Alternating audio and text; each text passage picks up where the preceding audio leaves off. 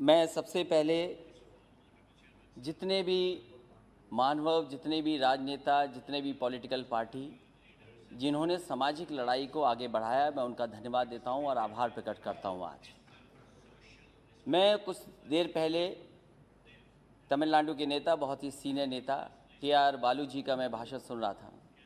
उन्होंने संघर्ष और किस तरीके से पुराने राजनेताओं ने, जो इस समाज में सबसे पीछे हैं, सबसे दबे लोग हैं, जो हज़ारों साल अपमानित हुए, उनके संघर्ष और उनको कैसे सम्मान और हक मिल सके, उसकी कैसे लड़ाई लड़ी गई।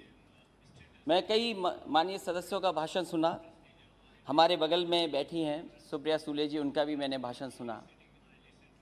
वो कह रही कि सरकार से वो कंफ्यूज हैं, क्योंकि सरकार के एक माननीय सदस्य कुछ कहते हैं, दूसरे माननीय सदस्य कुछ कहते हैं। ये तो सदन की बात है सभापति महोदय।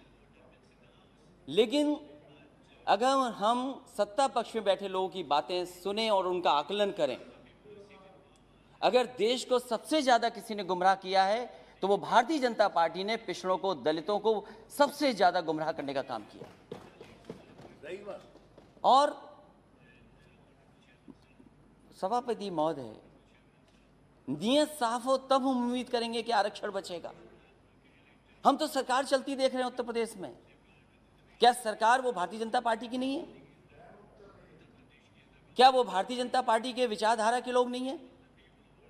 जहां तक आज कॉन्स्टिट्यूशनल अमेंडमेंट बिल की बात है, मैं दो बातें बिल्कुल साफ कहना चाहता हूं। हम सब स्वीकार कर रहे हैं, सदन के जितने भी सदस्य हैं, ये भी अच्छा है कि स्टेट्स को मौका मिल रहा है, वो अपने आप फैसला ले सकते हैं किन जातियों को ओबीसी में शामिल करना है। लेकिन क्या एक ही जगह पर जब तक आप 50% की कैप नहीं बढ़ाएंगे तो क्या ओबीसी को पूरा अच्छा मिल जाएगा? आप एक ही कमरे में न जाने कितने लोगों को बैठाना चाहते हैं।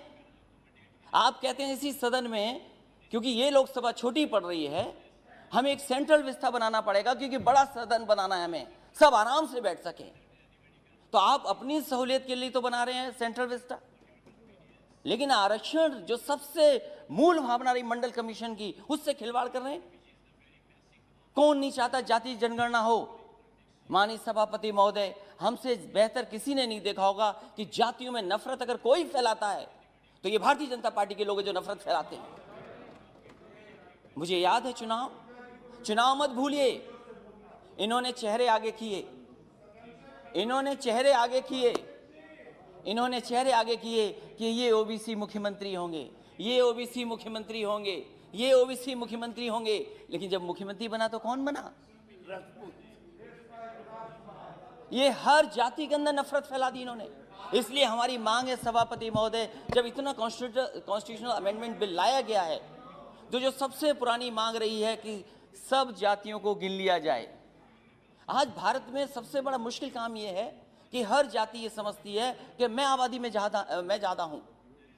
हर जाति को एक दूसरे से कंफ्यूजन पैदा किया हुआ है कि आप ज्यादा हैं जाति में, आपका हक छिन रहा है, आपको जो हक मिलना चाहिए वो नहीं मिल रहा है। तो सभापति मेरी मांग है, इस समय जब इतना बड़ा फैसला सरकार ले रही है और जब इनकी सरकारी पिछड़ों ने बनवाई है, तो जाति के आधार पर जो कास्ट सेंसस है, उसके जो आंकड़े हैं कम से कम जारी होने चाहिए, क्योंकि सरकार ने हजारों करोड़ रुपया खर्च किया है। ये हमारे समाज की सच्चाई है कि जाति की सीमा के अंदर ही हम रह करके काम करते हैं, उस सीमा से बाहर नहीं निकल सकते। इसलिए जो सबसे बड़ी मांग हमारी है, एक तो आरक्षण की कैप बढ़ाई जाए, 50% से ऊपर किया जाए। वो सरकार स्वीकार करेगी कि नहीं करेगी? वहाँ के माननीय सदस्य जो पिछड़े और दलित बैठे हैं, वो शायद इस बात को मानते होंगे कि आरक्षण बढ़ना चाहिए।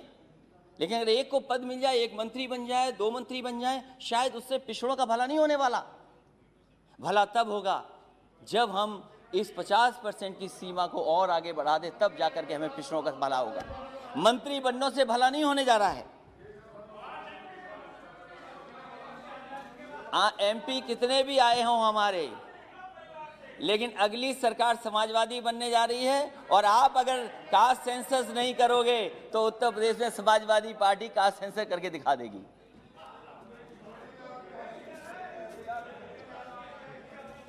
और वो नारा जो सोशलिस्टों ने दिया, सभापति महोदय, क्योंकि जब 50% से आगे की बात मैं कह रहा हूं तो वो नारा हमें याद करना चाहिए, सोशल लीडर्स ने दिया कि सोशलिस्टों ने बांधी गांठ, पिछड़े पावे 100 में 60। और ये सरकार न भूले, आपको पिछड़ों ने ही मौका दिया यहाँ बैठने का।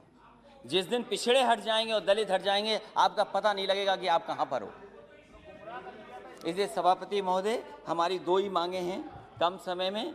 एक तो सीमा बढ़ाई जाए और दूसरा ओबीसी के कास्ट सेंसस के जो आंकड़े वो जारी किए हैं। बहुत बहुत धन्यवाद आपका। धन्यवाद धन्यवाद। इस तरह की खबरें देखने के लिए आप हमारे चैनल को लाइक करके सब्सक्राइब कीजिए और नोटिफिकेशन बेल ऑन कीजिए। धन्यवाद।